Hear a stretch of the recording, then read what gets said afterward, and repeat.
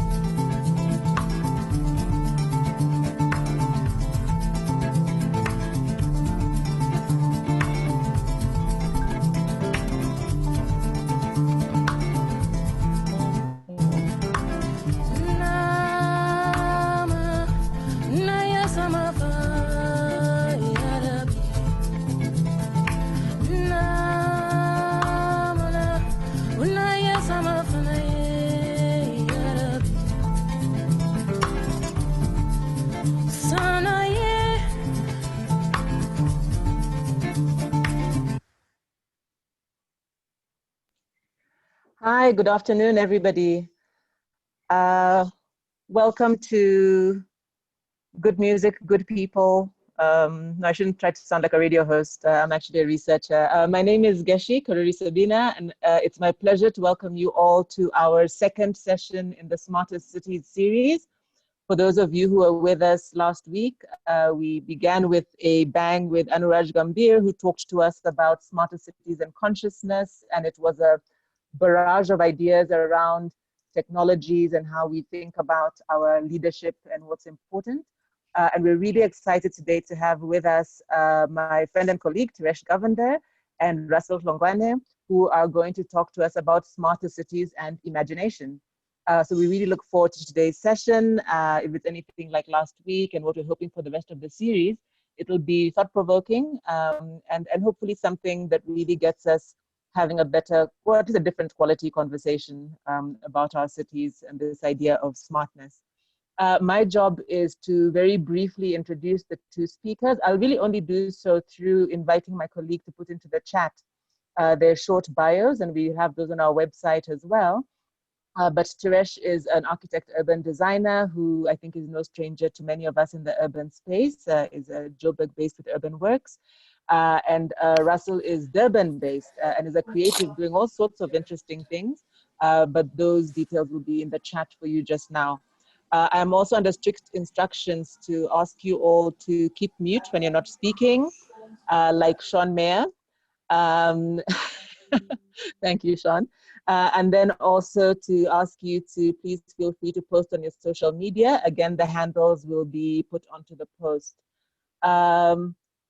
Hello, thank you very much for asking for the artist. I'm not the artist, but I just want to take full credit for the selection. So I'll share that name just now. And then also to follow on what you're doing now is to welcome everybody to please use the chat as actively as you wish. It's not possible in this kind of format, obviously, to have everybody piping in as they'd like, but we will be watching the chat and picking up any issues you raise there in discussion later. So please do use the chat to share ideas, to raise questions, and anything like that. With that, I think we are going to kick off. We, in the tradition of this month, begin with the poem of the week. So I'll hand over to Kumo.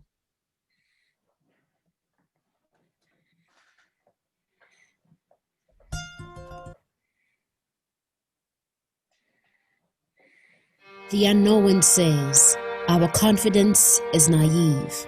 Compromise. Stick to the tried and tested. Your passion is aggressive. Knowing that we are coming for everything, marching forwards in numbers, in ones and zeros. The past has no leverage on us. The present expected us to stand still, but time ticked our presence, with the future inscribing us into history's foundation, calling us by our names, including the clicks in our names and clicking of our fingers. Once not born with silver spoons in their mouths, are now makers of the spoon and benders thereof, came to this earth with answers clenched in fist, unclenching fist to be the answer. Ours is not a race to come first or be first, but to influence and impact us, energy injectors, conductors of creativity, dancers with the rain, proverbs for our posterity, signaling the speed of ideas, implanting innovation, setting standards a tradition. We are outliers, the avant-garde, belonging to secrets whispered in spaces unseen for fear of our splendor. We are resolutely spewing out stagnation, a slow poison for the norm, perplexing conformity. We're not taking up space only to be muted at the table, not just conduits between what should be and is, not just bodies trading into uncharted public realms, but we are tomorrow's tools, the manifestation of ideals unscripted, leaning on the reassurance of the rising of the sun the next day. Let he without foresight cast the first doubt, whilst we visionaries converge at Urban Festival 2020. Welcome.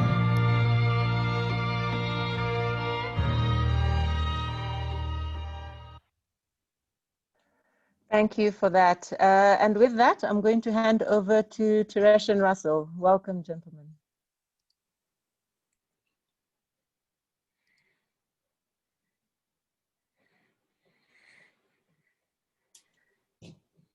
Yeah, we'll need your audio. Can't hear you.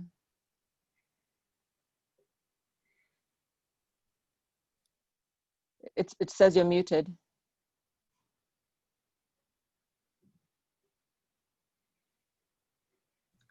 Okay, you should hear me now. Yes, perfect. Okay, you should see the screen. Hi. Good.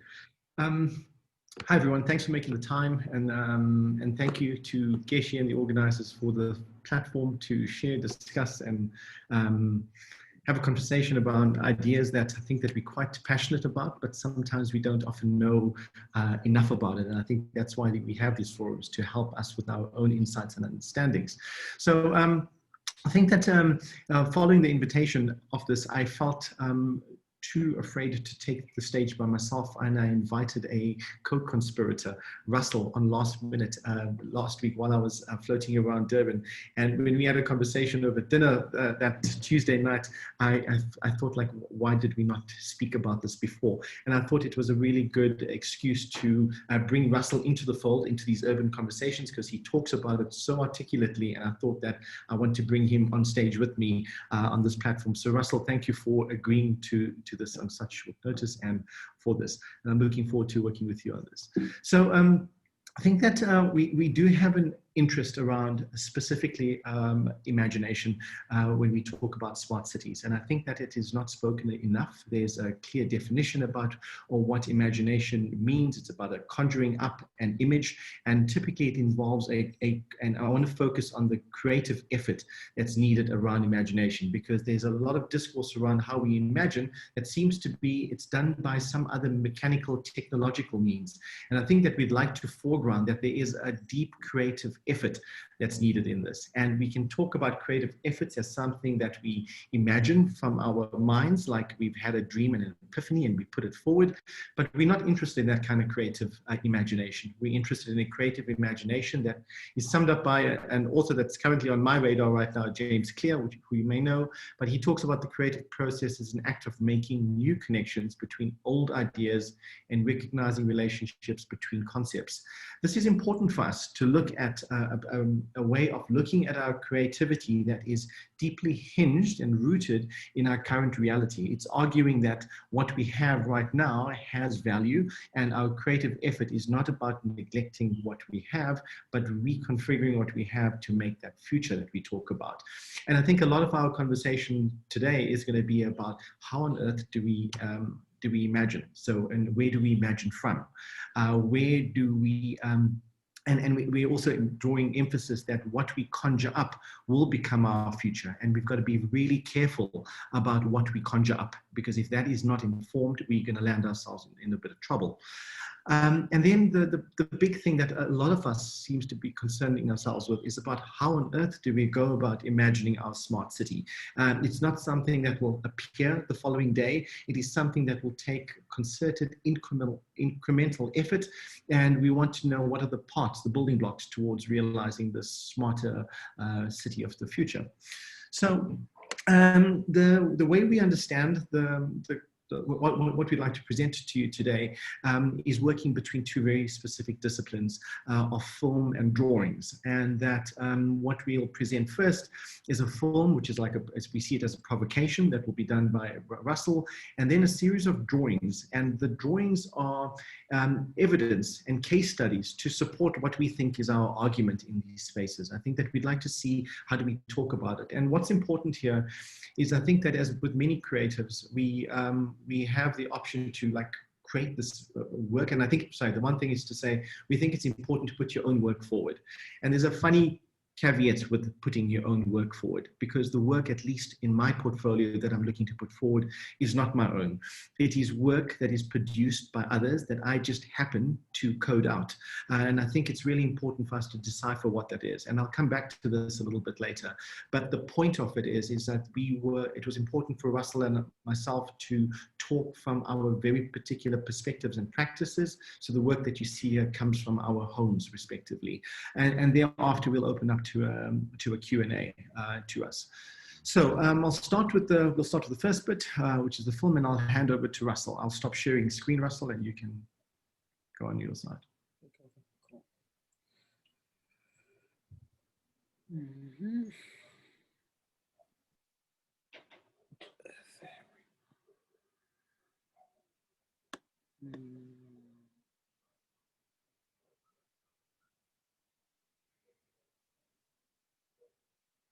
Just getting the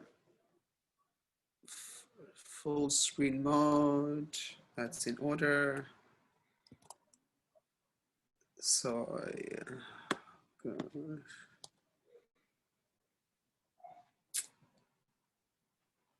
okay, that's the best I can do at this point. Thank you, Thiresh, for inviting me to this. Thanks for having me. It's always fun. I always kind of come into spaces of the built environment, and I kind of prance around and I run away, you know? So I kind of see this as yet another moment where I make the stop to introduce a number of ideas that we could hopefully converse around, and they could deepen my practice in this project that I'm working on. The title of the project is called Ifu Elimnyama. It's isiZulu, loosely translated into English as the dark cloud. And it has the same meaning in both languages, kind of something that precipitates doom and gloom. But I think of the dark cloud. I think of this dark cloud in the context of technology. I think of cloud culture, digital culture. Yeah. And I'll play now, which is a short experimental film that's about just under 7 minutes. And then I'll kind of talk more broadly around the themes, concepts, ideas, and provocations of the film. So the film is coming up in a second. Bear with me.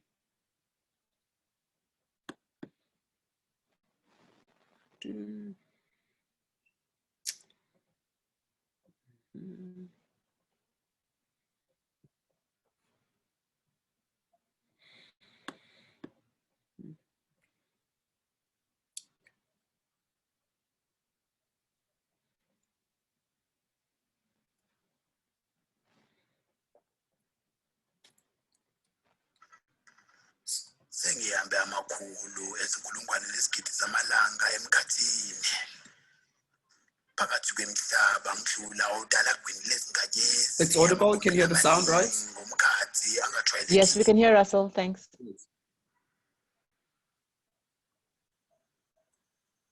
Ngiphuma kwelemimoya ephansi kwempucuzeko yezinga ephezulu kakhulu kwelemincwi eyafudukela esigabeni sesine la emkhathini.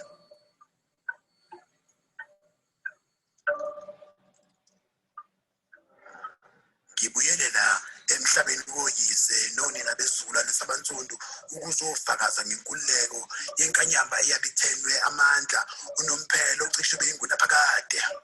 Ewu, yaduka endleleni yayo emva kokuthi umkhombandlela wayo udukelene nomkhondo ngomoya eyabe iwulandela yamanse emthumeni phakathi kwesibhakabhaka nomkhathi.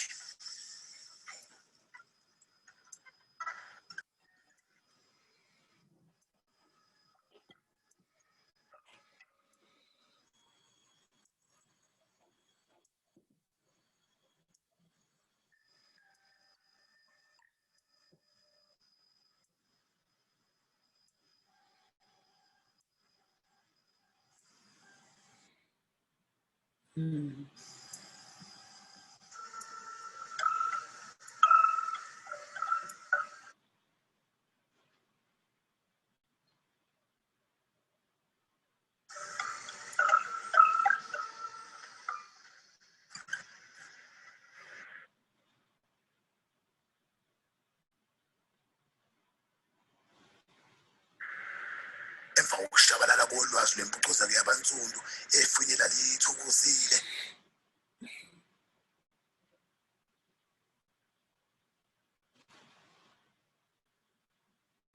Ligcine yonke lemqingo. Hawu, yabe izikhwabaniseka.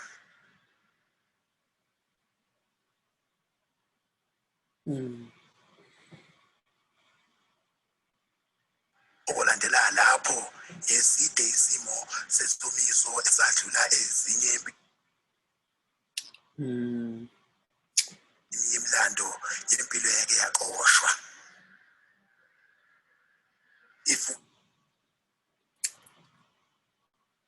Leli azange sakwazi ukufukamela nethisa amanzi emvula noma ukuxhumanisa udlelwano ngomoya. Lutho nje ukunyakaza ukwenza kunciphe amathemba kwabaphila ngaphansi alo ifuleli. Thola ukuthi phakathi nendawo kwale mpicabadala inankina kwabe kucashe obala umwebi ogama lakhe linguQomqayise.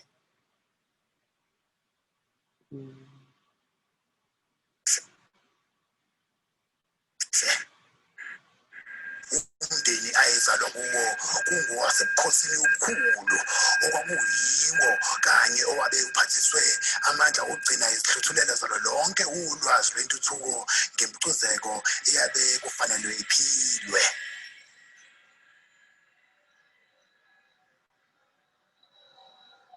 Kwagcina kutholakele ukuthi usezakhele umcebo namandla mncane ngokukhwabanisa ulwazi aselwebile kuyifukazi leli.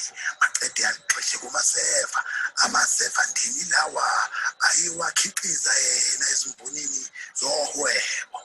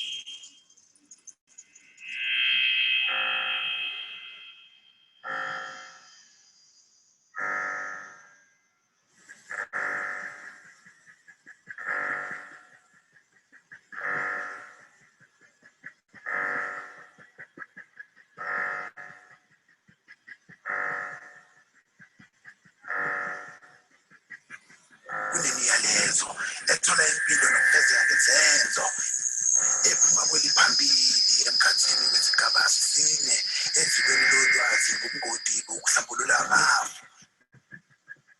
Yona nje idinga ukuxhumana nesigodlo esikhulu sakwamaphungubwe nayo yonke ingabadikazi yohlanga olwempisholo.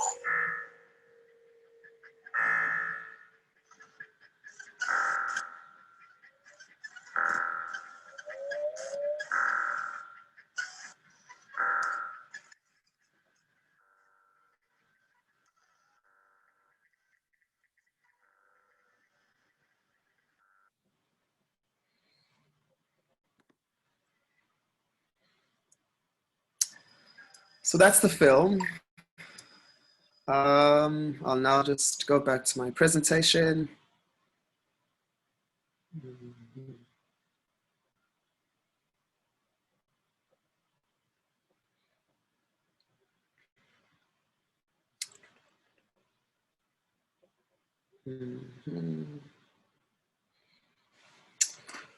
So what I'll do for the next few, about 15 to 20 minutes, is kind of give a broader reading, a broader understanding and contextual position of the film, from which I will start to tease out some core principles that I'm trying to address or work at through the film. I'll start with what we call a synopsis. So it's really just a very brief kind of explanation of the storyline.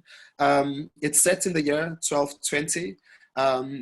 It's kind of takes place as it takes place in the ruins of the great Mapungubwe, and it's been recently decimated, and I refer to it as a metropolis village. And here we see the interstellar flanner, the protagonist, Umalanje, who's kind of curiously moving around across space-time, time-space, and he returns from the fourth dimension because he had broken away from what I call Iming, and I'll get into what Umungu is.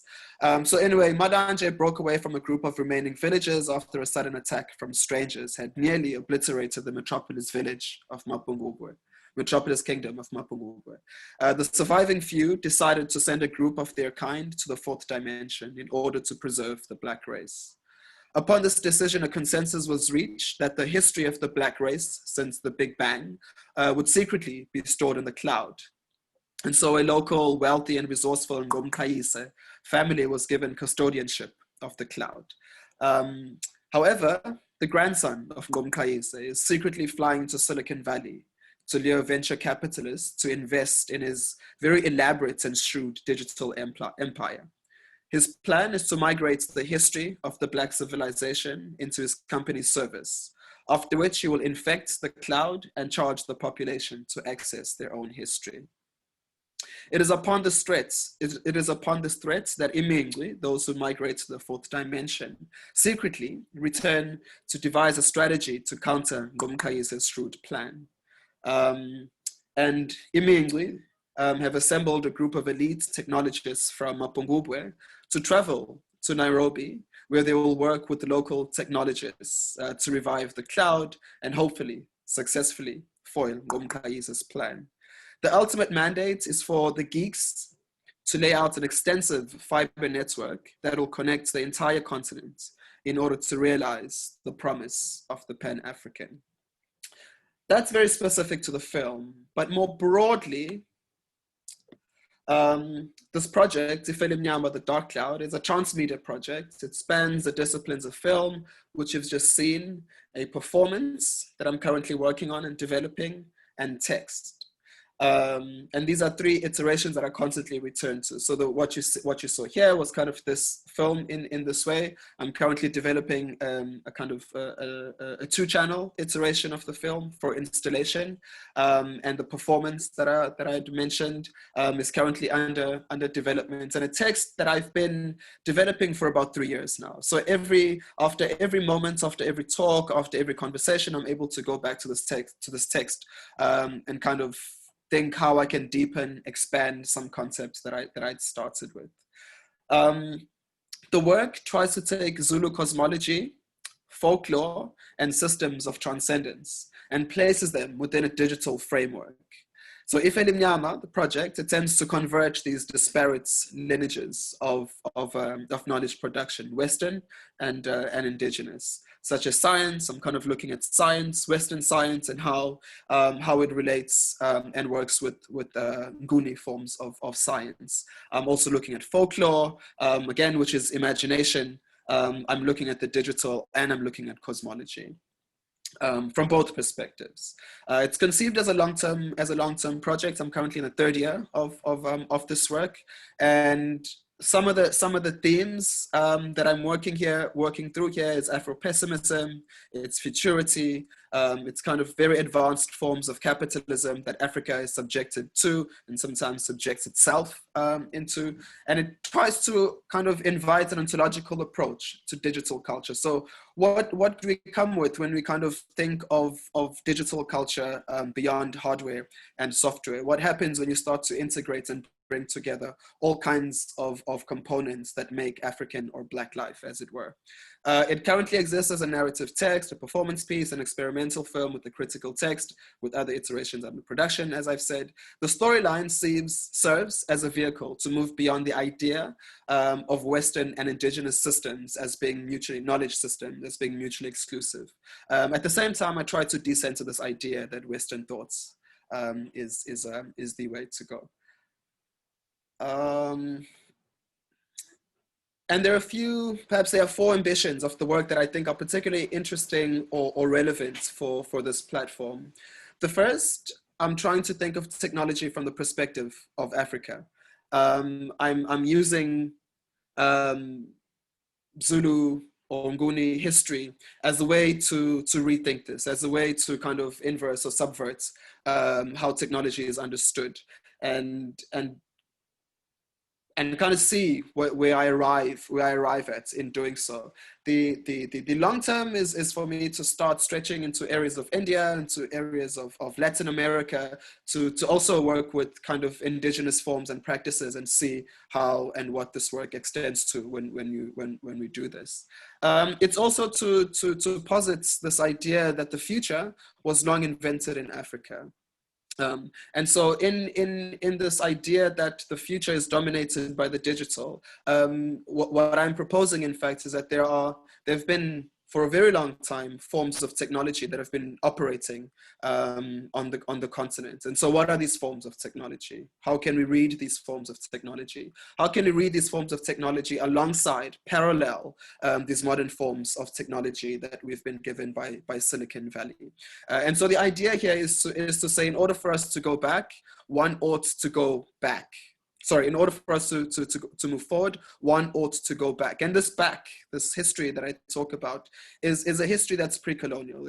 And I kind of don't want to be romantic about this idea of the pre-colonial, but it's really trying to challenge myself to create images, to make pictures, to produce a cinema that is challenging even for myself, one that is foreign yet immediate in some way.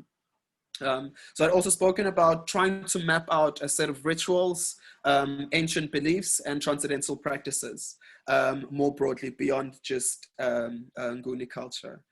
And hopefully we could propose another form of the internet, perhaps one that is more grounded, one that is more humane, and one that takes stock of the various pockets and forms of existence.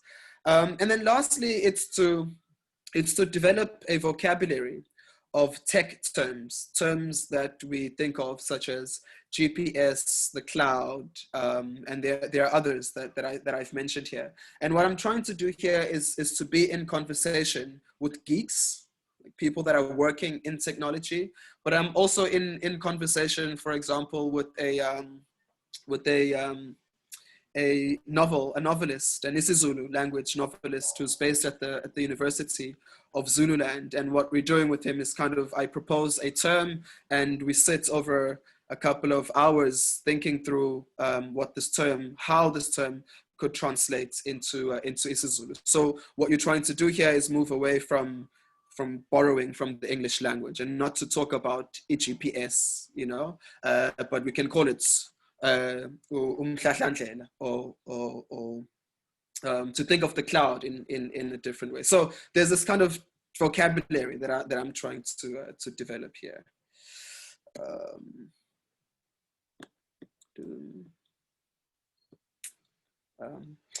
And so I've taken 3 words that I will try to unpack as a way of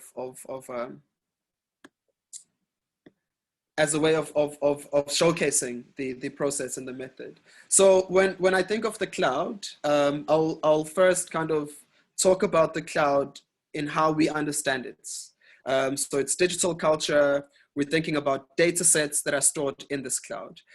One can think of it as a repository, a storage device of sorts, a mobile storage device of sorts. One that is available across time and space, right? And if I then think of the cloud of Ifu from my own tradition,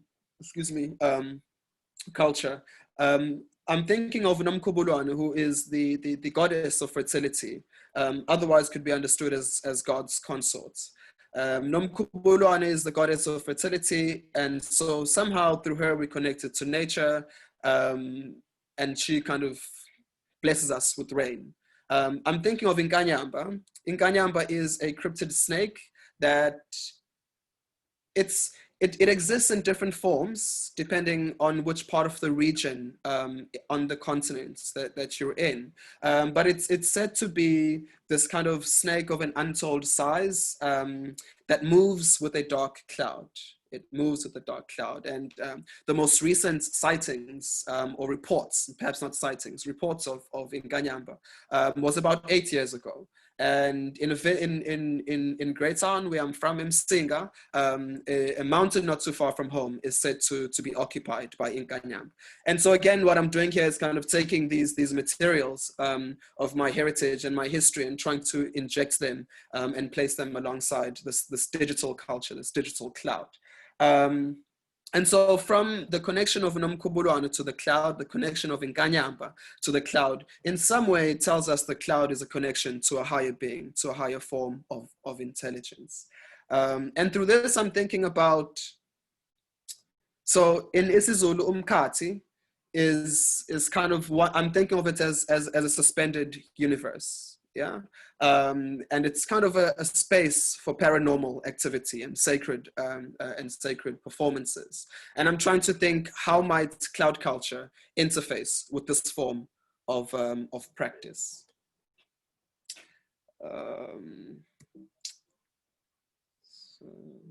So I'd mentioned that Msinga, which is the region of the province that I'm from, is a mountain. This mountain is called Ndanyana. And the top of this mountain is said to be a lake. And as a young boy, I'd go home during the holidays, and at some point there were like these very strong stories of geologists or anthropologists that were kind of doing some work at the top of this mountain. And so I'm kind of going back to those records and trying to fact check some of those speculations and see where that leads me. So it's really been interesting to think of like this place and Silicon Valley, for example, and kind of see where one could go with that. The protagonist in the film, Umalanje, is Umungcu. Umungcu is this figure, or perhaps the state that I'm told your spirit takes after death, but before one is a ghost or an ancestor, depending on which kind of line you want to go with. And Imengwa in my research is kind of, it's described as this figure that is, it has some elements of electric charge. So when Umungcu speaks, it's said to be some sparks that come out of the mouth and the nose. So I'm kind of thinking of this as some kind of cyborg or post-human, and perhaps I'm doing the opposite. I'm taking the post-human and the cyborg, and I'm thinking, how could I inject this tech invention into this mythical figure. I'm also, through my grandmother and her sisters and my broader family, I'm trying to work with folklore, with stories from rural KZN, to kind of further ground this project, but at the same time, see how that those stories, those narratives can inform how one thinks about technology.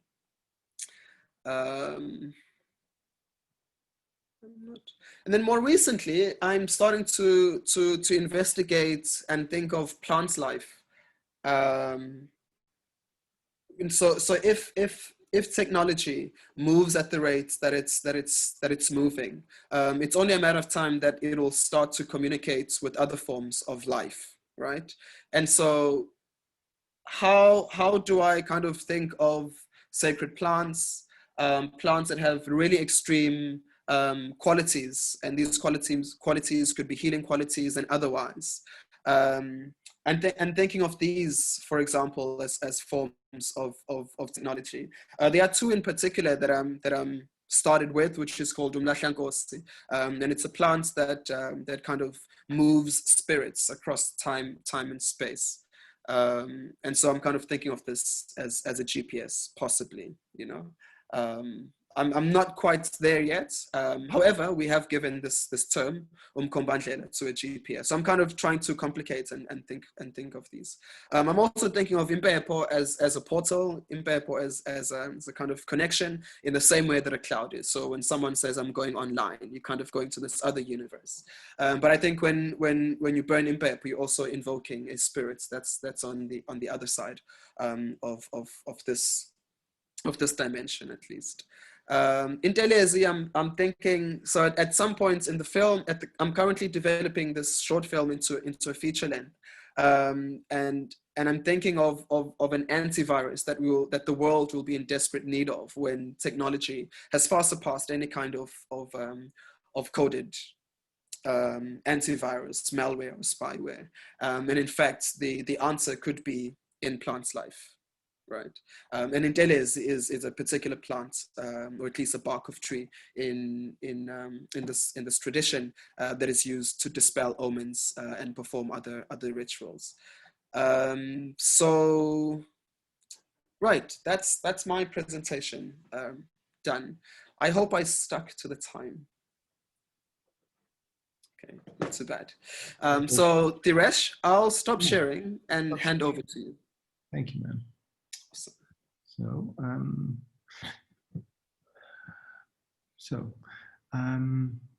Russell, can you see this? Yes.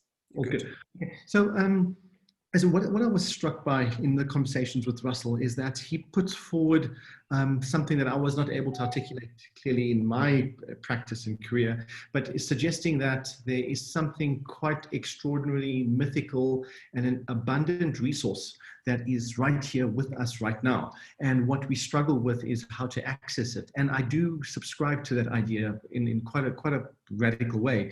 And what I think is important for us as people who are navigating between times is we need to help decipher what is that resource and how do we take it forward. So a lot of the work that I take an interest in is about how on earth do we decipher, decode, and understand what we think is valuable and put it forward for discussion. So what I'd like to do as a provocation from Russell's work is to suggest where and how we could find these fragments of resources that we could look at. I think that there's a caution underlying in the conversation between Russell and myself to say that we've got to be wary about where we think smart is in our smart city setup. And there's an argument that's saying that the smart and the intelligence is embedded right here, right now, hence our effort to take out and observe. So here we go with a few case studies. And I think that one of the opening kind of commentaries or points one would like to make is that I do buy the idea that we do need to be put forward representations and renderings and imageries of our future, because it's an important jolt to help shift our consciousness. So I buy that completely. And I think it's important to imbue the drawing with a certain level of agency to help us move beyond our sometimes quite limited imaginations. So I buy this. However, I take issue with the way we abuse it. I think that there are fantasies and myths built into the way we speculate about this future that is shopping from really skewed places that has no relevance and bearing to our world. And these are examples of renderings of some urban utopia that a lot of us on the continent are being sold, and we also buy into. And I think that there's a caution that we have in here to say that this feels a little bit foreign and a little bit dangerous, and we're not sure where we're looking from. So there's a concern around some of these things, and this is filling up a lot of our attention right now, and unfortunately, I think quite a distraction from what some of our real work around smart cities should be. And so the question is then, if it is not that, then where do we look? And I think that we try to look at some of our existing realities, typically those pieces that have a level of friction in our urban environments. And an example I'd like to show you is the shebeen in Cape Town that we've documented. And why we take an interest in this is that we argue that there's some intelligence built into this. I think that we cannot dismiss and romanticize the squalor that a lot of our citizens are in, but amongst all of this, we could decipher what is valuable from it. So this is a plan drawing, an ethnographic drawing of the shebeen. I'd like to draw your attention to the bottom left-hand side that says bedroom and, sorry, not the bottom, the top right-hand side space. You know, there's a really interesting setup here about the owner of the shebeen, that she is able to change that space, move a door, take a wall out, manage the type of patrons that come into that space. She can close the shebeen down by changing the type of music that's in there. And she's able to manage this really intense space with such grace, calm, and authority, and it is because of a built-in intelligence between the human being and the space that's in there. And I think that what we are looking for here is an architecture that is an agent of a human being's kind of will, and it's not, it is in service to us. We are not in service to the space or the form that gets put up, which is very different to the images that we've seen before, where it seems like there's this image of a city and suddenly we will be beneficiaries of this. And I don't think that is the case. So when we look at these shebeens, we think that there are parts in it that have very different values. Things like the objects within them, like TVs and pool tables and chairs and drums. All of these components add to the configuration of and the way these spaces are used. I draw your attention to this because it is a far cry from the way we talk about our cities as big metropolis areas. We arguing that sometimes the way we think about our city can come down to the scale of objects and the way they are configured in our immediate home, and cumulatively they become a lot more complex. So when we studied these shebeens, we understood that there were certain characteristics and triggers that influenced what they were, and we were interested in patterns because we think that in some of these areas what we need to keep our eye out open for is to see where there are patterns, like you would do in biology or the scientific field. You look for where there are certain kind of conglomerations, arrangements, and predictability amongst the chaos and complexity. So these sets of drawings are showing that it depends on the type of person, the amount of beer, the type of alcohol that gets sold, and the nature of the person, that will all influence whether a shebeen is quite toxic or quite productive within a neighborhood. So this is a case to say that we need to look at patterns within the complexity of our chaotic world that we have right here. There's a piece about relationships, and this is a piece of work that we've done in Evelyn Street in Windhoek, where what we are looking to ask the question is like, how do we bring about radical change? The images that you've seen before of the mega cities that we showed about, it is looking like there would be some multi-billion dollar kind of investment that will allow all of this to come up in quite a short period of time. And I don't think that we have that fortune, or will ever have that fortune, where we have abundant resources to realize our future in one go.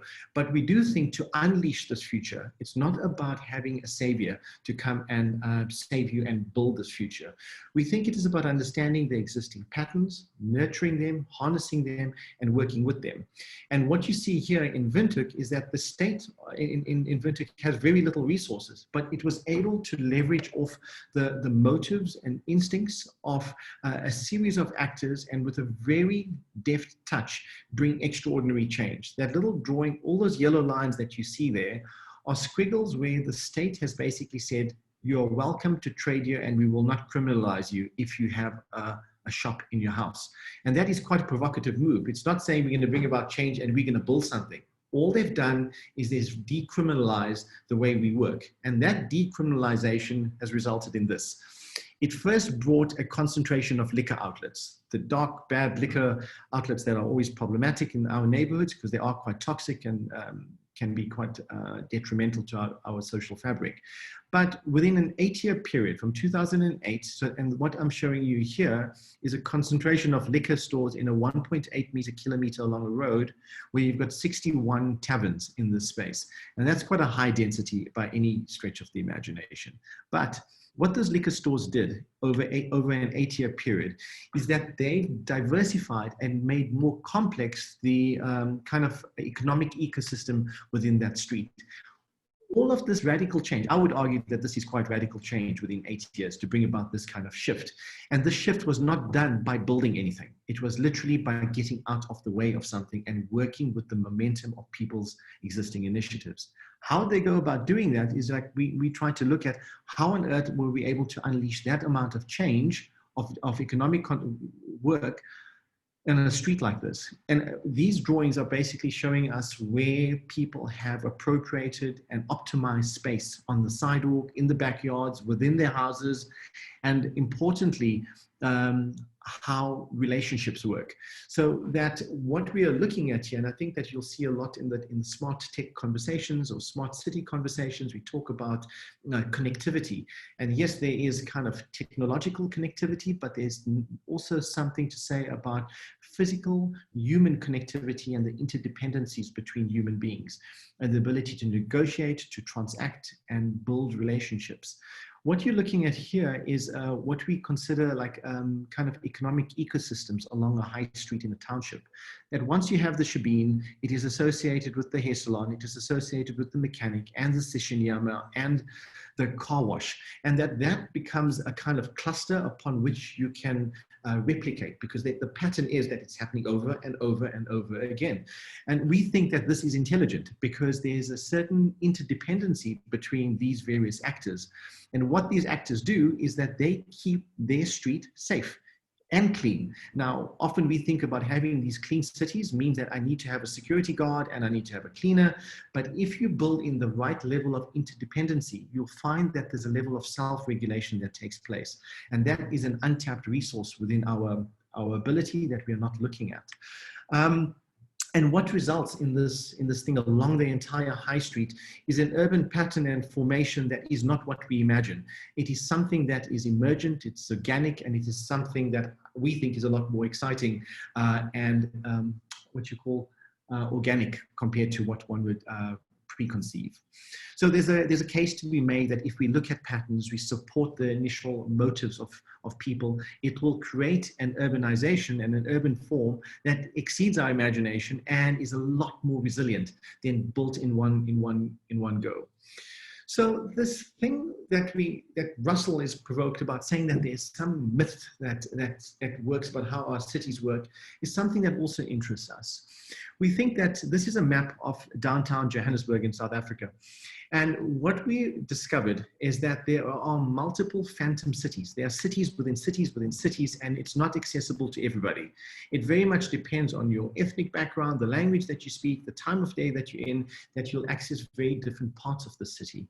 The map shows a series of ethnic enclaves within downtown Johannesburg that is specific to a Malawian trader, a Bangladeshi trader, an Ethiopian trader, but blind to each other in some ways. And all of these things are overlaid into each other. And there's a code on how you access these sites because it is hidden from you if you don't have the right language and attire. And this is what we're considering a new form of passport. It is about your body language. It is about how it, and what this research is showing here is how a single individual, by changing their fashion sense, by moving their hem up, their hem, by changing their hair, by changing their accent and their body language, they are able to transform and gain access to certain parts of our city that you would not ordinarily be able to gain access to. And I think that this is the thing, again, the provocation from Russell to talk about the myth that it all lives right here, but sometimes I'm not able to access it and see it. But it is quite a complex space. What that leads us to is, is that there's a series of actors that have a built-in intelligence about where opportunity is, how I will survive in this space. And what we tried to do with Dr. Tanya Zak a few years ago was to look at foreign trade in the inner city of Johannesburg. And we documented a range of traders, and we looked at where they're located within 60 city blocks. And it presented the most extraordinary pattern of economic activity. And we started to see clustering. And this is what we were talking about patterns earlier. And that there were certain clusterings of economic concentration that existed within the ghost or the shell of downtown Johannesburg. These kinds of economic clusters lived within buildings. And I want to give you an example of the kind of reimagining of existing buildings that we're talking about. This is the image on the right-hand side is showing you a 3D model of downtown Johannesburg with the individual buildings in there. And you'll find sometimes people have inserted around 87 shops, 100 shops, and sometimes 250 shops. There's one building that's got 350 shops inside it, and that is extraordinary. As a way to help you with scale, the Mall of Africa in Johannesburg is seen to be the biggest mall in the country. That entire mall on that large piece of real estate has 400 shops. And here we're talking about 356 shops within an existing building in downtown Johannesburg. So it's got an extraordinary trading density that's coming in here. And those kinds of trading density is made available by built form, by an architecture that is in service to those needs. And what these drawings are demonstrating is what are the hacks, the kinds of architectural appropriation that allows us to exceed our imagination, because you do need an architecture to help realize these pieces. And I give you an example of new kinds of real estate that's come in. For example, the type 10 on the right-hand side. Basically, someone will take a side of a wall as I go up a stair and ask, can I hire that surface of that wall? There will be someone that will ask, can I hire a column? So it's not about real estate that's looking at per square meter of real estate that I can lock up a door, but it's literally looking for anything that has a visual surface upon which I can sell my commodities. And this is an extraordinary thing about how an intelligence is built into it, and then there's a corresponding spatial logic that comes at the back of that. And we've done kind of a whole family of what these architectural responses are to what we call like hyper-performing architectures in it. And if we understand the minutia of these moves, they automatically make that big megacity that we all fantasize about in some way. And we don't need to work with the big, we need to work with the micro in some way. This trading city that we talked about, this phantom downtown Johannesburg, that trades from Johannesburg, but actually connects in a transgressive way to other parts of our continent, is extraordinary, because it is saying that it doesn't serve the people who are here. It is serving people beyond our borders in quite an extraordinary way. And we find that along these routes, we're calling them trade routes in some way, that what this diagram is showing you is that from point A, which is Johannesburg, to point C, which is in Bulawayo in Zimbabwe, you have to cross over the national border, which is point B at Bait Bridge. That a bottle of shampoo that you buy in South Africa for $2 or 20 Rand, by the time it gets to Bulawayo, you're paying 20 US dollars, or the equivalent of 200 Rand. So that's an extraordinary kind of tax that you need to pay for goods going across this trade route. But this trade route here is something that has not been endorsed. No one imagined this to happen. It has come out of necessity. And that necessity is produced, no one produces it at that mega scale. It gets produced at the minuta of a bus and a conversation that a commuter has with the bus driver. This is a section that takes 14 cuts through a bus that leaves Park Station in Johannesburg. It is documenting that all the crevices, bags, recesses within the bus, the trailer, the roof, every space is occupied to allow for additional goods. So beyond my own luggage, I will put things like mayonnaise, eggs, oil, lotions, cosmetics into this thing. And what you're finding here is that a usual commuter bus has become a cargo vessel of extraordinary proportions, and it's happening at a scale and a rate that is beyond our comprehension, and making this extraordinary trade route and making this connected urbanism through really small interventions like this. So I think that we just want to talk about the connectedness of all these different scales of working, and not obsess about the large mega grand pieces, because that for me is the biggest fantasy, because we have no idea on how to realize that big piece if you don't understand the minutia of human transactions and the spaces that come with it. So I think that the last one to talk about, this is a piece that I worked with Geshe, and I think we're having a critique around smart cities, that we all agree on what some of the components of smart cities are, about being part of a digital economy and all the smart tech that comes with it, and Wi-Fi-ness and the response to the environment. So we nod and we buy into that idea as small elements, but we have no idea how all of this comes together.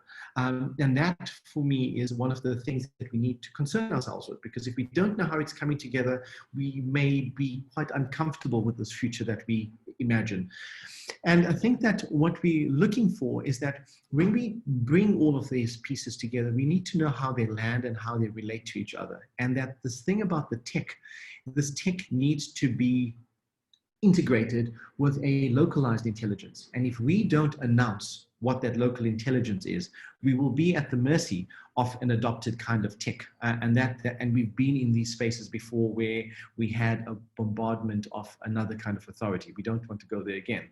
So we take an interest in how the process of adding these technological bits in it. So one of the things to do is to say that we acknowledge what is there, what is existing, and how do we add onto these pieces in small incremental ways. And we're arguing that sometimes when you add on, there's not going to be consensus. You're going to put something down that will agitate, aggravate, and frustrate other actors, and that there's a level of tension that we think is quite productive. And we don't mind that it's not coming, we don't realize that image that we have, but we realize the intentions that we subscribe to. And we can talk about intentions in these drawings to say that it needs to be quite plural, and it needs to be environmentally friendly and economically inclusive. I think that those are the things that we need to ensure that we hold on to, and maybe relax a little bit on the image once we've used it as a provocation tool. So this is an example in Nelson Mandela Square, which is quite a consolidated space, and it's one would say it's quite a privileged and an elite space. And this is sometimes the problem that we have when we talk about futures, is that we assume that our geography is quite neutral and the same all over, but yet we need to look at how those same ideas realize themselves in other sites. And this is now taking those same ideas about smart urbanism, applying it not just in Nelson Mandela Square in Sandton, but looking at a place where there's a lot more friction and less control in the public realm. So we looked at, I think it's Bree Street in downtown Johannesburg, near Small Street Mall, and applied those same metrics to see what comes out of it, to say that we all imagine these kinds of fantasy spaces, and let's see how they could come together. And these have been helpful for us to evolve our conversation about saying, what is it that we're seeking to preserve? Who are the actors in it? Who are the beneficiaries in it? And how does this incrementally unfold? So I think that that's what I would like to wrap up on, is to say that I find that the piece that Russell's put forward, an incredibly provocative piece on to say there's something here We don't know what it is, but we got to decipher it, and we got to lean on our creative imagination to look forward, and we just keen to know how. So the things that we would reflect on, and Russell, I'm talking to you about this because we've spoken about it, is like, where do we imagine from? And I think we're advocating that we want to do it from right here, right now, and demystify our myths, and we need to open up our minds in terms of where. And we also believe that what we conjure what we conjure from will become our future. And we've got to be really careful about what we look for. And then the thing is about how do we imagine our smart city? And I think that the point I was making is to say that it's small, it's micro, it's iterative, it's plural, and it's tactical. You don't have to have infinite resources and no saving mentality that someone's going to come and sort this out for you. So Russell, I'll leave it to you if there's any closing comments to put in, and we can leave the Q&A.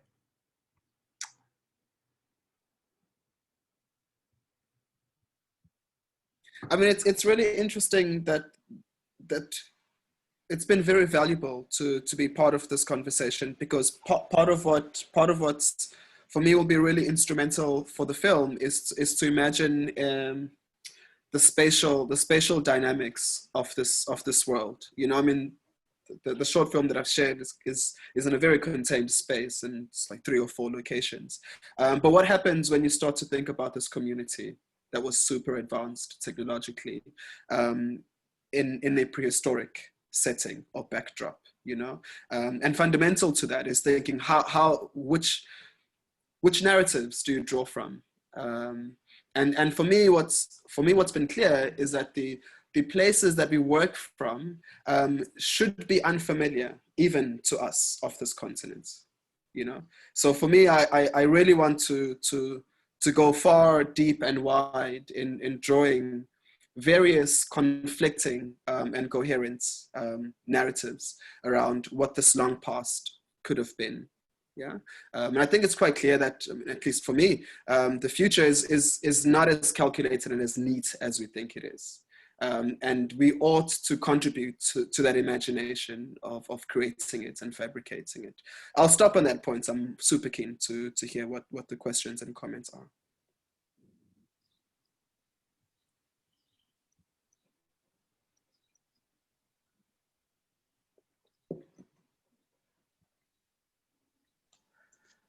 So I think the floor is open. We hadn't, it's not my intention to facilitate a Q&A, but Tiresh and Russell are here with us. I can see some side chats going on, but please feel free to either raise your hand or pop a question onto the chat that you'd like to engage with our speakers on. But thank you. This is really, well, I obviously think it's really exciting stuff. I hope everybody else is enjoying it too.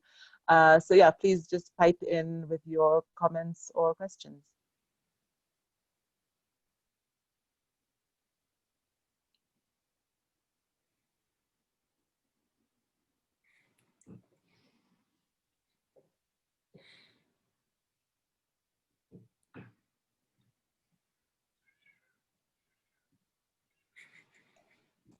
Keshe, if I can pop in, I tried to. This is Krishna Duplessis. I tried to start. Welcome, typing. Krishna. My fingers aren't fast enough. I must say, I'm incredibly excited by where this conversation is going, because to me, it takes this whole sort of conversation that comes from the north, that is about technology dominance, that is about this is how we think smart is. It's all shiny and bright and fancy. And it overturns it and says, listen, where we are sitting, we actually come with our own ideas of smart and with our own ways of doing things that are so much smarter than anything that you find in the fancy smart cities that's being built all over the world. And that really makes use of that innate intelligence that sits within the ordinary people of this continent. And so for me, it's astonishing and beautiful to see how you develop it, how you interrogate it. And I would really like to see how this goes forward and, you know, talk more to you. Yeah, Krishna, I mean, I think that Thank you for that. I think, you know, one of the things that we've struggled with in urban conversations like this is a vagueness of what it is. And I think that we struggle with that, and myself included. For many years, I think that we fantasized about an idea of like, we're going to go to this future, or we want something better, but we could never tell someone what it is. And when I was challenged a while ago about, I talked about, I said, it would be nice to have a space that's kind of inclusive, where, and someone said to me, what on earth do you mean by inclusive and diverse? And the closest thing I could come to, and I think what I was challenged to do was to say, let me find you an example of this. And the closest example I could come to was at the Zoo Lake Bowling Club in Johannesburg, which was something that was a really interesting place because it was not meant to be this inclusive place. It was in a historically white privileged suburb and was there to support a particular social class. Over time, it was reimagined. Someone didn't say, oh, I want to stay away from this. They leant into this thing, adopted that infrastructure, and they made it. What I saw in the Zoo Lake Bowling Club was just an extraordinary mix of lives, just next to each other. And that for me is a start of something, of just having us, because we've got such a fragmented kind of setup here, is if you can build some proximity into this thing, I think it's a way forward. And I think that Zoo Lake example, Zoo Lake Bowling Club was so helpful to give someone an offer, to put an example on the table, I think makes a huge difference. And what we'd like to do, and I think that's where Russell and I are coming from here, is that we're saying, like, can we put an example forward? Because someone says, how do you make this city? And we're saying, like, it's not with the magic wand, people. You don't have to, it's not a magic wand, and it's not something that's gonna come later when we've got all our ducks in a row.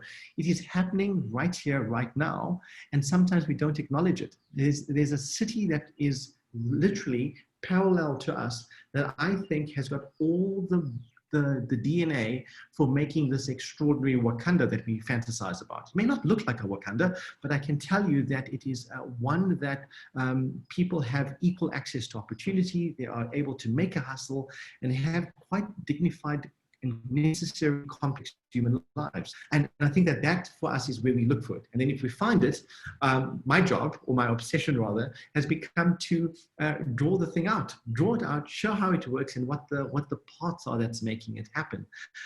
You know, and I think that in a sad way, unfortunately, Krishna, is that these really imaginative, extraordinary places are coupled with a level of stress, human, social, economic stress.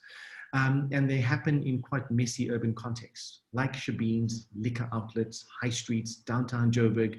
And I think that is a little bit unfortunate, and I think that it is our jobs to go in there and decipher the values from it and put it forward in these kinds of forums, because it is not, I can tell you from urban planners' point of view, I don't think it's in our textbooks. Nothing is in our textbooks. So yeah. Mabato has thrown a question at me that I'll attempt to respond to. And the question reads, Russell, do you think Africa has the capacity, resource-wise, to reimagine smarter cities that tell our indigenous stories and heritage, and also bridge the inequality gaps?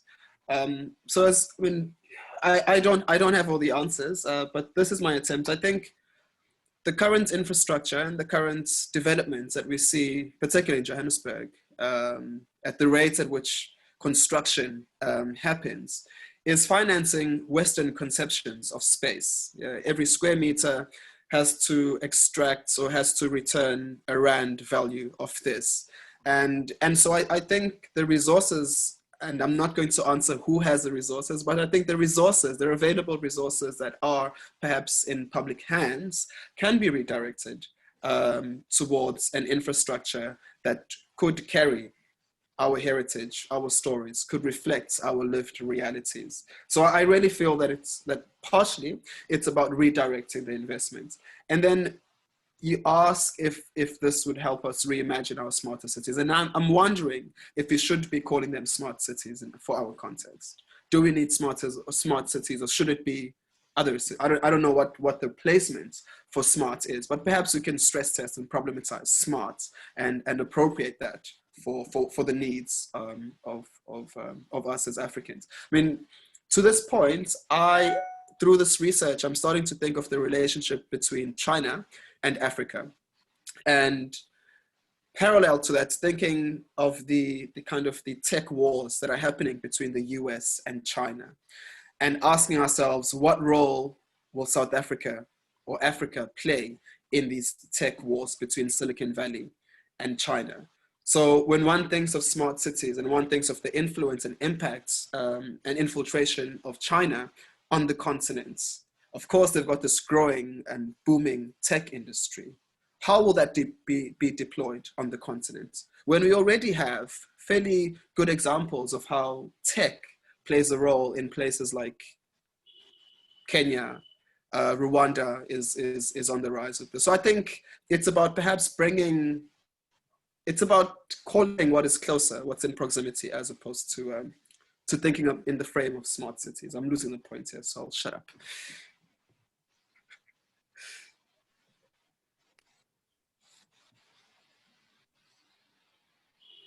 I think you got some other comments there and questions on the chat, Teresh. I don't know if you picked that up. Yeah, just it's a messy one. I'm not sure whether this is. You're hoping to avoid it? No. It's a tricky one because I'm not sure if this is a act of sabotage to expose me, but I'll say it anyway. So the role of government in all of the tactical work. The thing is that it's a tricky thing because, as I mentioned, is that these sites of great resource, I'm talking inventive resource, is not the site for convenient political conversation because it involves our immigrant community. It involves quite uncomfortable things that are against the grain of our kind of political stability. I'm talking individual political stability. So you find that you're not going to have the courage of politicians or government to demonstrate or showcase where they see innovation because that innovation happens in messy places. So there's a way to untangle it, and that's why sometimes through our drawing, and that's why we draw in the way we do, is that we take these things out that you can't decipher the real context. You can't decipher whether someone's an immigrant or not. We're just showing you the intelligence. So that's part of our job, is to take away some of the messy context, but hold the intelligence in it. So to come back to the thing about government, I think that there needs to be an observer. I don't think that they observe. They have a reflective lens on what it is that's being made. I think that we're in a reactive mode generally. I think that the one liner I gave you about being an empathetic observer, it's like we can observe very differently. We can be an opportunistic observer, we can be an empathetic observer, we could be an indifferent observer. I think that that observation needs to be biased with something to say that we are in a state of distress and we do have an underlying care for our well-being. So you've got to observe in a particular way. And the second thing is about being an enabler. And there are two types of multiple enablers. There's enablers like, okay, please go and walk through that door and get stuff done. But a radical enabler is saying that I'm going to do something that recognizes the urgency of our time, and I will enable you in a radical way. And I think that that is calling for a level of courage and experimentalism that I think that we need to have. So that's what government needs to do, I believe, to help the conversation. Then I've got something from Siwe and Dombela. That goes, really appreciate this kind of work. Well done, Russell. Just to know if there are any particular elements of intelligence you have identified from looking into pre-colonial cultural technological references that can provide an alternative to the smartness, quote unquote, being sold to African cities. Unfortunately, I haven't gone too far deep into this particular practice, which is fractal spatial arrangements, which I would imagine most of you from the sector are familiar with. But I think what is really interesting about fractal spatial arrangements or design is that it reconstructs how community is laid out. And from this position, it also means that economics could be rethought and rearranged, and a number of other things that I think in the current state are non-conducive, and if anything, contribute to the disparity. So yes. One is fractals, but I think there's in our language there's a word that I often use which is called ugnana. Again, I had the the privilege perhaps to have my grandmother around for a very long time. And in my younger years, she had this term that she would use, which was ugnana. And ugnana is a word that means you go to your neighbor to ask for food, but it is devoid of the kind of debts that we have been conditioned to think from. Yeah, so I ask for food and I don't owe you as a neighbor. So there's something about how a social contract could be reconstituted amongst neighbors, community members, and nature, if you want to extend it even further. So again, I think the fragments are there. It's about bringing them and finding creative or imaginative ways of re-injecting them into contemporary society. So I have a quick one. So in the context of African solutions and using our indigenous history and our heritage to solve some of these problems, how do we steer away from some of the political connotations around African solutions, as we've heard the term being used in the past? For personal gain, for example, when people don't want to take accountability, and they would frame the conversation around having African solutions for African problems. Yeah.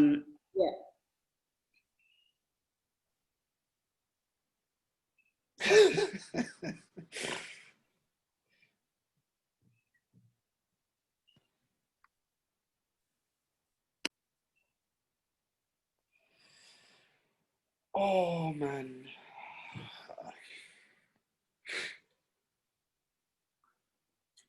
I have to gather my thoughts. I'm just trying to understand what's the main crisis or the concern that you're talking about. So just being able to use our ways of being, and by our I'm saying Africanness, so from the social contracts that Russell was talking about, from a community level, how Africans have related to one another in the past and how problems have been solved. So even from a village point of view, right? So how do we reinterpret or use those in a way that advances everybody without African solutions being a political jargon to suit politicians, for example? So even from a tech perspective, how are some of these things? I mean, you take the whole coronavirus thing right now, how traditional medicines or herbs became a popular thing, you know, and yet ordinarily African medicines are not really acceptable in the Western world, but a lot of people were using it and it was acceptable because everybody knew that it worked. So just from a broader conversation point of view, how do we reimagine these things? How do we become okay with Africanness and how we are inherently, you know, to solve some of our problems and to move us forward in a non-Western way? Oh. So let me attempt. What I avoid in my practice and in my work is this idea that everything was perfect in the past, which I think at times I've noticed some people kind of find great comfort in this idea that the good old past was much more was less complicated. And I think it takes away the complexity of and the dynamic of a living entity and organism who is riddled with tensions, conflicts, dilemmas, and so on, right?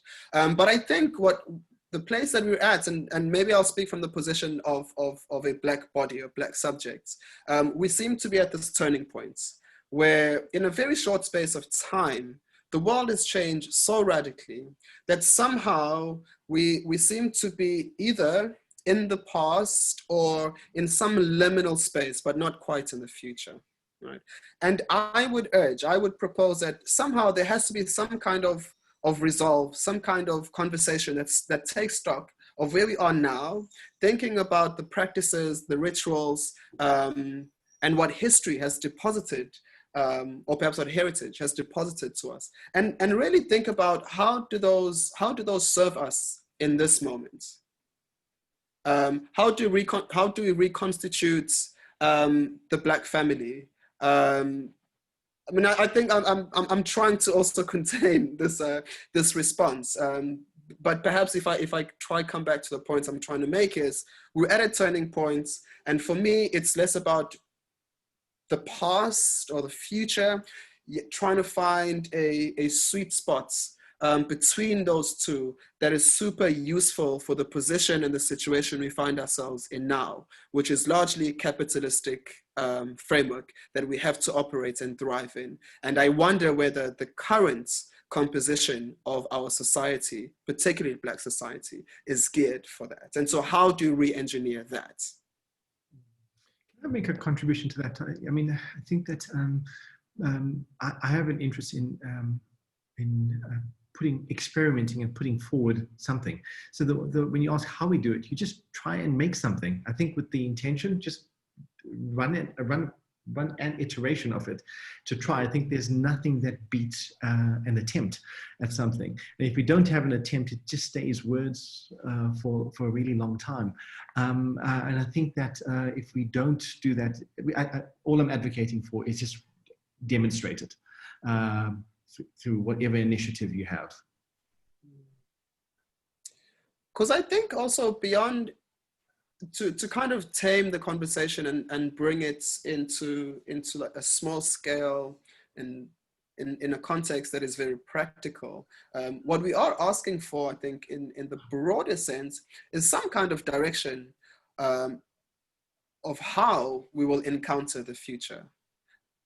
Yes, it could be at the city scale, but also at a family scale, at a community scale, and other forms of community making that we are part of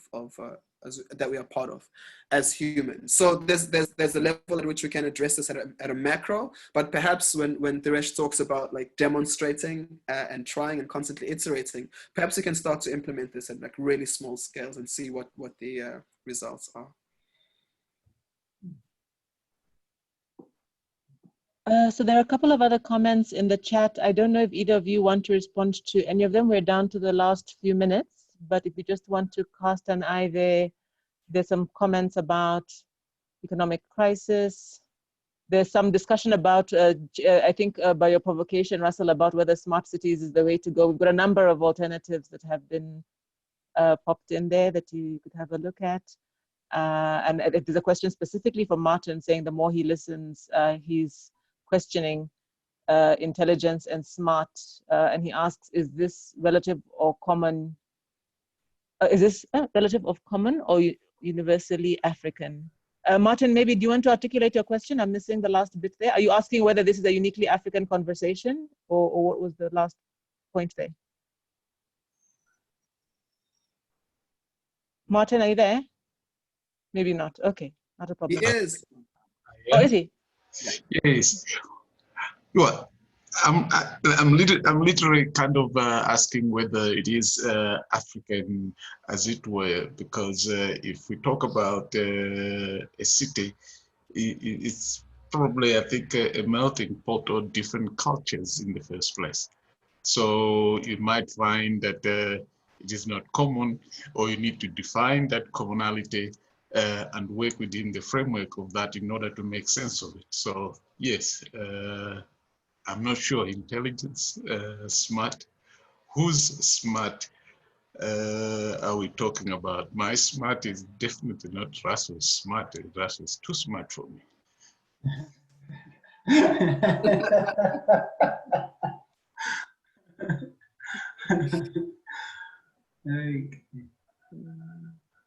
It's actually interesting that the terms we use that almost appear to have, I'm assuming some of these words we use like intelligent or smart, they have some link to some intellect something of that sort. And then for some people, obviously, it's translated to meaning data. So digital is sometimes what it's about.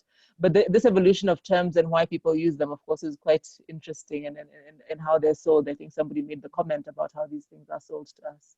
So, yeah, but so the diversity of it, and maybe Teresh, yeah, go ahead, because I think you had referred to this earlier, that we need this variety. Yeah, just Martin, I think that's the thing about smart. I think I take less of an interest about how sophisticated something is, and it doesn't have to be beyond one's intelligence, but it's just the appropriateness of that response to that problem that makes something quite smart. It's really simple stuff. Like, I think the wheel is quite smart, and it's not because it's so fit for purpose, and it's such a beautiful response to it, and it's elegant and efficient, etc. So I think that is smart, and how cumulatively you have lots of smart things building up. I buy that. I think that this thing about smart being something that is hard to understand and grasp is just complexity. That doesn't mean smart. So I think that I just want to frame smart, because I didn't want it to go into a point where we're like, hey, we because we don't understand it, maybe it's smart, but it's not. I think it's just about the how well it deals with something. I think that's smart. My smartphone is not so smart because it takes me away from my kids. So I don't know. I mean, there's also something here. Oh, sorry, Geshe, you wanted to say something. No, I was just going to joke and say that I think that's smart for the intent of the person who got you the device, Teresh. You probably just have a different agenda. I do. Sorry, Russell, go ahead. Sure. The point I was going to make is around language, particularly to Martin's points. Language and the etymology of words, which again carry a civilization's imagination. And so when we talk smart and we take that phrase, do we also interrogate the definition, the articulation of that phrase? So at this point, as Africans, do we need smart cities? Or can that word be replaced by something else? Perhaps something that mobilizes an imagination from one of our kind of heritages, considering that South Africa is also the melting pot of different peoples and cultures. Hi everyone. Go ahead, Nati. Yeah, I was watching your short film, Russell, and I mean, I might have missed the point in the film, but like from the word "ifilimnyama," and when you say "ifilimnyama," I start thinking about padlock, you know what I mean? And so you were talking about the cloud, and so I'm thinking, Wuti, are you problematizing the cloud, or problematizing the word? I mean, smart cities in a way, and is because I might have lost it in the presentation, and I'm kind of going back to what you're saying now about we need to rethink what smart is. So are you saying from your presentation then that we're thinking about our cities in the wrong way, and that there's a different way in which you should be thinking about? Maybe I'm just kind of asking you to kind of go back to your presentation. I don't know what, but that's what I've been thinking about this whole time. Yeah. My answer will depart quite radically from the context of this conversation. If Elimnyama was really positioned as a way to catch someone's imagination, I think it's like dark cloud, and there are a number of things, a number of interpretations that come out of that. But what I was also trying to do is to think about what do we hand over when a large corporation holds the majority of the population's information and activities online. What do we make of this world where knowledge is so expensive? Yeah. Is there another way to generate knowledge? Is there another way to make knowledge accessible and useful for us? So I was kind of playing at those questions, and lesser about problematizing the cloud. I think the cloud is here. We have to deal with it, and it's certainly where the future is headed. But how do we appropriate the cloud? How do we tame the cloud? How do we ensure that it's not doom and gloom? thinking of this from things like Inkanyamba, Imengwe, and the plant's life that I've spoken about, and Nomkubulwan, etc. Okay, I think we're at time and getting into a really interesting bit of and Krishna's sharing some links and I'm sharing something as well. But okay, so Krishna's got a lecture that we can all have a look at. I think this is really exciting. I'm looking forward to going back and watching your video again, Russell, actually. Partly because, you know, the beginning that was glitching, far from being annoying for me, I was actually finding a slowing down that was quite interesting. You know, so when this person is mudding his body, and then the thing is glitching, so it's taking you even slower. It really gives you pause to reflect on what exactly is going on right now.